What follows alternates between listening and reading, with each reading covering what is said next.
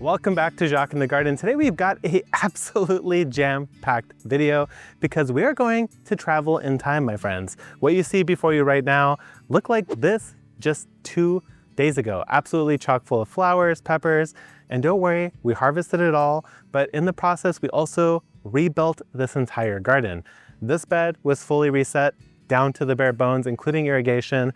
The bed right over here that had tomatoes also had gophers in it, which I took care of, and also rebuilt this bed entirely. And when I say entirely, we're gonna get into that a little bit because I do wanna discuss tillage in the garden and what tillage means and what I think is actually acceptable. But before we get into that, I also do wanna mention that this raised bed behind me, I literally dug out the entirety of the soil in there, installed gopher mesh, put it all back together, and today we're going to replant every single one of these beds. So let's kick it off with the bed right next to me here, which was full of my spicy pepper plants, and see what I did, and then we'll get into what I planted, and we'll do that for each one of these beds. As you saw, I got a decent amount of peppers out of this bed, and I stuck to my new protocol of always removing the roots, keeping them in a bucket, and reducing contamination wherever possible.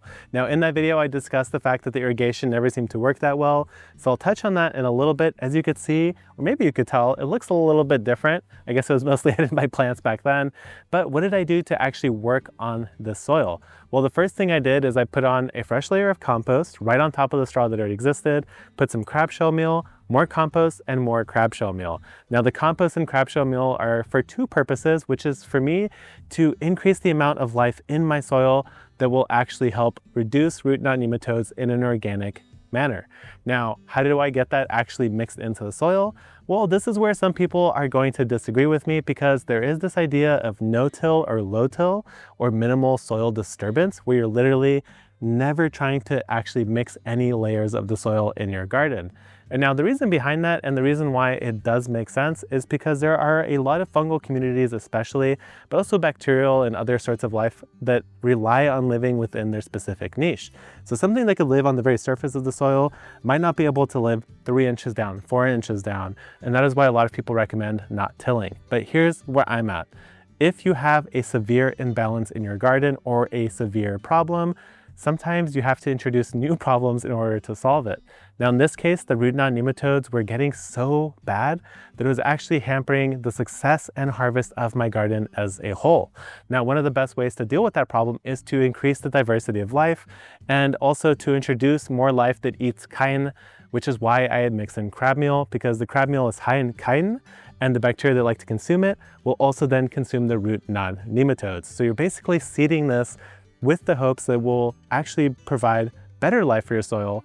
And the only way that I could see feasibly getting it into the soil where the root knot nematodes live is to till or mix it in.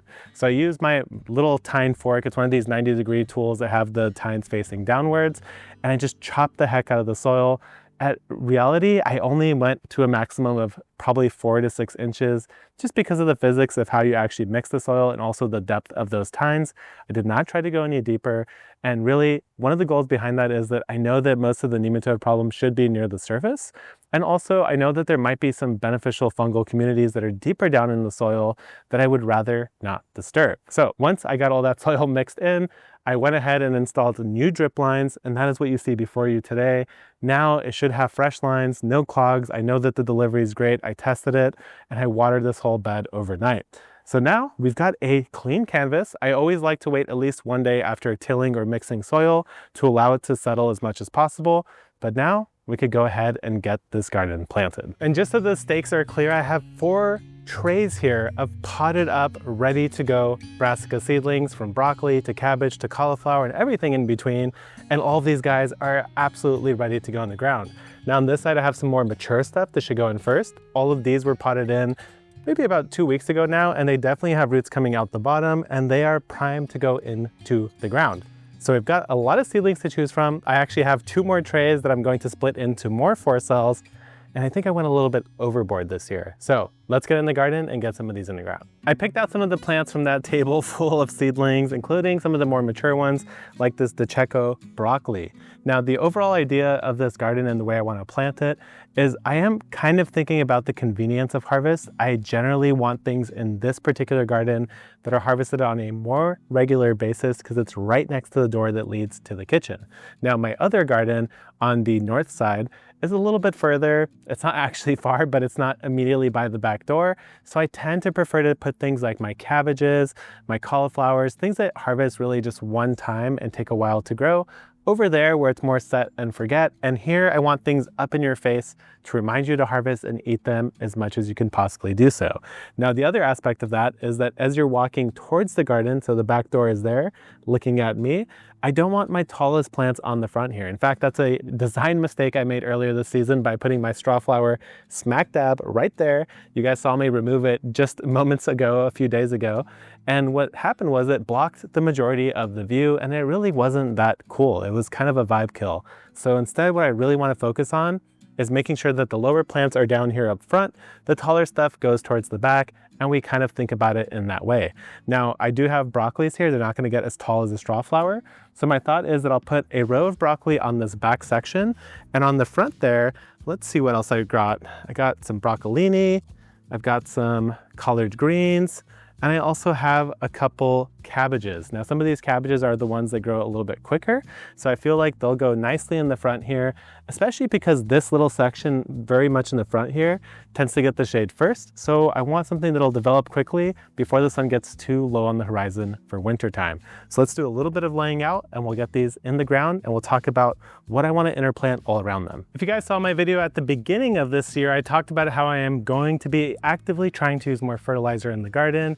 And I do think it's giving me better results, and I will be sticking to that for the most part. Now, as you guys already saw, and as you've heard me say many times, I've been putting crab meal everywhere, but it's actually not a complete fertilizer. It doesn't have any of it has the N, the P, but no K. So what I did here is I grabbed a all-purpose Happy Frog fertilizer mix, and this one is a 645, so the last number is a little bit elevated. I felt like that would help smooth out some of the missing nutrients that might be present due to the lack of any of that existing in the crab. Now, since I am still full on the crab train here, I decided to mix those two fertilizers together. So now I have a mix of that Happy Frog and the crab shell in one blend, and that is what I'm going to be putting in each planting hole, about a tablespoon per every plant. Before I get all of these planted, I want to lay out the constant ground rules I'm applying to all of these plants. The first is that I'm going for 18-inch spacing between each plant. So 18 inches, 18 inches, 18 inches, so on and so forth.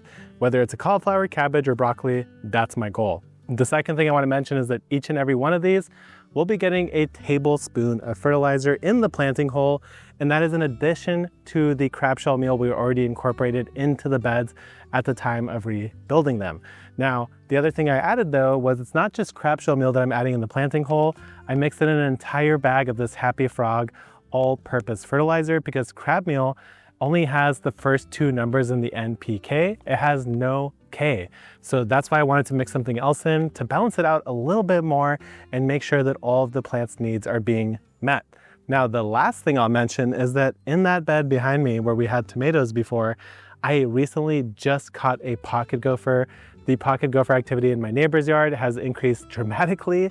So the other thing I want to do is actually use a gopher bag, but I don't want to use it for every single one of these plants. Instead, I want to hedge my bets here and use it for every other plant.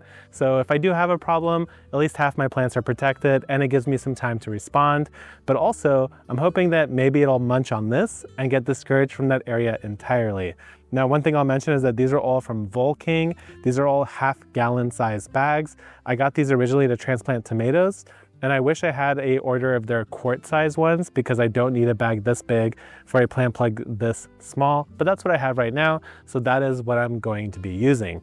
Now let's get into the actual specifics of this bed right here in front of us. What I have is a row of burgundy broccoli in the back. This is the taller plant. It is a plant that produces a lot of side shoots, and it's also a beautiful purple color. So as I mentioned, I don't want any big tall plants up front and center.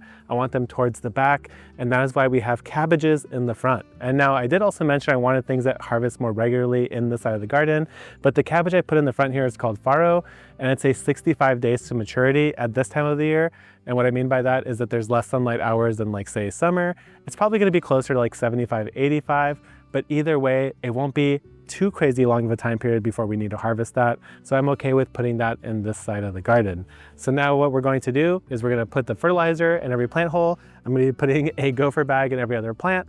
We'll get this planted, and then we'll talk about some of the accessory things that I can interplant around these. Now let's talk about this bed right over here. This was supposed to be my cherry tomato factory leading into the winter months, and that is possible here in sunny San Diego, but I've decided I will have 0 tomatoes in ground this winter because I really do think that the tomatoes are the #1 gateway for the root knot nematodes. They have aggressive roots, deep roots, they spread out wide, and the nematodes seem to love them. So I will have none of them in the ground. So I ripped them out, and we will be replanting that in a moment here. But what I also discovered was that this sorrel right over here had a gopher mound underneath it. I found a gopher hole over here where I had some chard planted. I captured that gopher. It is no longer a problem. And now we could replant this bed. Now in terms of the soil itself, I did the very, very same treatment, mostly just crab shell meal, additional compost, chopped it up real nice with that digging fork, and now we've got a reset bed. So what are we going to do with this bed? Well, in this bed, every single one of these mature plants I'm putting in, which is a total of 4, I will be getting a gopher bag. I still have my sorrel here, which is very much alive and well, and I plan on leaving it in the ground. So I figured let's go ahead and just put the collard greens in this bed. It's already one sort of green to harvest the sorrel. So I could put 2 collards on this side, 2 collards behind me, and on the net here, I am going to be directly seeding some peas. Now let's talk a little bit about peas, in this case, sugar daddy snap peas. That is the pea that I have been requested to grow this year by those that be in the household. So what I want to do here is demonstrate my preferred method. I have a vertical situation already set up with this trellis net, so that'll be exactly where the peas grab on to grow. But when it comes to peas, they really do like to be a little bit moist in order to actually germinate. So what I'm going to do first is pull a trench right next to my drip line. Next, I'm going to just dump a bunch of peas in my hand here. And what I'm going to do is simply place one underneath each one of these vertical strings on the trellis net, one in between as backup, and just continue all the way down the line. I'm not trying to be precious here with the seed. In fact, I would even recommend double seeding where you definitely want it, and just assume that you'll come back through and thin it. It's a little bit easier than something like carrots because you're not growing that many peas in the same hole. So actually what I would recommend and what I'm going to do is just go ahead and put 2 of these peas on each one of these vertical members of my trellis. And now what I'm going to do is water directly onto the trench and onto the pea seeds themselves. And next I'm gonna go back through and bury those seeds in using that surface soil that I had just moved out of the way. And then finally, I'm going to water it one more time to really seal in the moisture there. Make sure that the seed is properly buried, and this should lead to very good germination. And if I get too much germination, I'll just go back through and cut every other one. So now we've set ourselves up for success on collard greens and peas out of the same bed. Now let's move on to the big raised bed, which really put me out yesterday because I had to dig out the entire thing. I have to admit that there is one thing I really don't like about this bed, and that is that it is a 4x8 bed. Sometimes it's fantastic, like my bed back there, which I crammed packed full of vegetables. Sometimes it feels a little bit limiting because with 4 feet, I have a hard time getting 3 of main crop items in a row. In a 3-foot bed and you do 18 inches apart, it's very easy to get 2 rows of your primary plant. But once you get into a 4-foot bed, it could get a little bit cramped for those reasons. But I think I found a great workaround solution. I'm still not gonna crowd my plants. I'm gonna go ahead and go straight down about 1 foot off the edge of the bed and put all my main crops down a single line. Do that same thing down the other end. And then in the middle, we're going to be planting either something offset or we're going to entirely plant something new, whether it is carrots, it could be bok choy, it could be lettuce, arugula, turnips, anything that grows quickly, you could kind of put in any of those empty filler spaces. So let's go ahead and get this planting. I already have 2 of my green chard up front here, perpetual spinach, 1, 2. So now what I'm going to do is step back 18 inches, put the next one, and then we'll switch, oh, something just hit me, switch over to broccolini for the rest of the bed. And then I'll talk about some of the options that I actually am considering putting in for the filler space. Now we've got 4 of the green chard in the bed. Next, what I'm going to go with is broccolini all the way down. I actually grew 3 different varieties this year. I have Asperbrock, I have the Pura Sabra, which is one that is a Brazilian one that's heat tolerant. And then the last one I have here is Sibsi. It's another type of broccolini. I don't remember why I chose it, to be honest, but that's what we have. So let's go ahead and get them all in the ground. So up front and center here, I'm gonna go in with a zinnia. This is kind of a little bit of a wild card here. I don't actually know how the zinnia will fare this deep into the season. The rest of them that I did plant already have been growing quite nicely. So fingers crossed. And now what are we gonna do about this down the middle section? There's quite a bit of space down the row here. And now a few of the suggestions I already listed would be absolutely wonderful. I already have a full carrot bed, although I could always have more carrots, but I will skip it in this case. Leeks would be fantastic down the middle if I had those ready. Radishes, turnips, arugula, lettuces. I do have a lettuce right here, and I am highly contemplating putting it in because some of the one in that raised bed over there is just about to harvest and I need my next succession ready. But I also do still have quite a few of these broccolini transplants. And so what I'm thinking is I will offset plant a broccolini right here and here. And now when I say offset, as you can see, what I'm doing here is I'm specifically putting it in the center of this square here. So it's not going to really compete with the rest. It's still going to have about 18-inch space between them.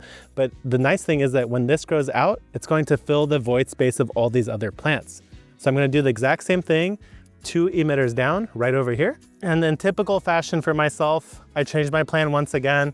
I'm gonna go ahead and put a 3rd one right down the middle here. And that way I just end up using most of my broccolini plants. I don't have to worry about putting some anywhere else. This should be sufficient for the majority of the season, but I will put some more on the other side of the garden. Now here's one of the cool things about broccolini. Similar to a flower, just like I talked about those cosmos earlier, once this is mature and actually about yay high, I'm gonna go in and chop the top of that plant off. I'll show you exactly what happens when you do that. You encourage more side shoot development, and that's really important for broccolini specifically because that first thing that you're going to get is a single spindly little broccolini sprout that you're going to harvest, and then you won't have anything else. It's not gonna produce a big crown of broccoli like a standard heading broccoli would. And so what that does is it gives you a much better start to the season because you'll have a multiple branch variety right off the bat, which will give you a bigger harvest, not just up front, but over the long run as well. Now that has a positive and negative to it. The negative is that it will slow down the plant at the beginning. The positive is though, that you will get a bigger harvest in the end. Now, the negative we're actually using to our advantage here because I could put this lettuce in here and it's not going to outcompete or get in the way of my broccolini because I know that I'm purposefully stalling that broccolini by chopping it once it reaches some level of maturity. So this will actually allow me to get that harvest of lettuce without interfering with any of my broccoli sort of shenanigans here. Now I am going to split some of these because I have more than one in here. So let's go ahead and get these planted. I actually had 2 more snapdragons left, so I figured I do have some empty space here. Snapdragons don't take up too much space, so I'm gonna go ahead and sneak them in as well and really get this whole bed absolutely jam-packed. We want this thing to be productive, we want it to be beautiful, and we want it to be useful. So everything in here is something that I wanna eat or something I wanna look at, and it also will eventually fill in this entire space to completion. Now, this bed is fully planted out. We've got 3 brand new beds in the garden, reworked, reset. Hopefully all the problems associated with them are now gone forever. This is gopher safe. And we've got a heck of a lot of food coming down the line. Now you might be wondering what's gonna go on this trellis. Well, we already put in some sugar snap peas. So what I'm going to do for the last sowing in this bed in particular is put shelling peas down here that I will get to snack on in the garden since nobody else seems to appreciate them. But man, it's been a busy couple of days. Hopefully this was useful. This was a little bit different than how I do it since I kind of did all the work one day and then did all of the planting and sort of setup on a separate day. Let me know if you like this video. Let me know if you have any questions, and I'll see you guys next time. Good luck in their fall garden and good luck for the rest of your gardening season.